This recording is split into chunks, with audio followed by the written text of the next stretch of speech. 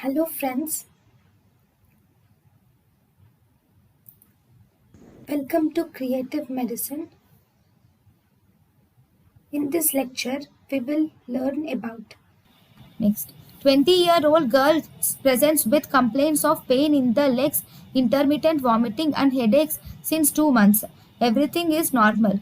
Most probable diagnosis is here she has pain in the lungs, pain syndrome. There is intermittent vomiting. GI symptoms are present.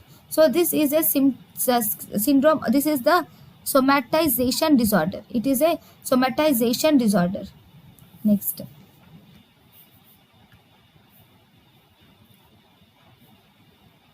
here the patient has pain symptoms and GI symptoms, but actual criteria in order to fulfill the criteria, the patient should have 4 pain symptoms.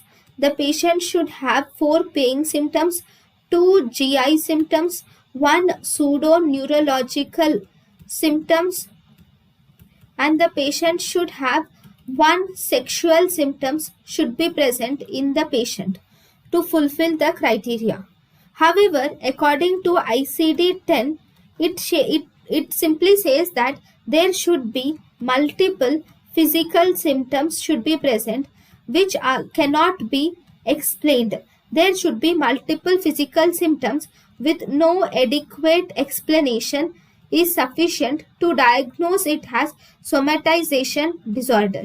So because taking this as consideration, we can diagnose this case as somatization disorder.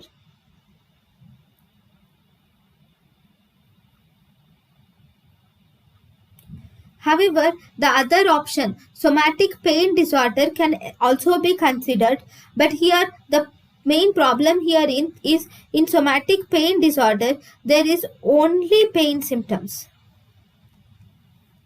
should be present, but in the patient there is intermittent vomiting is also present. So this is not the answer.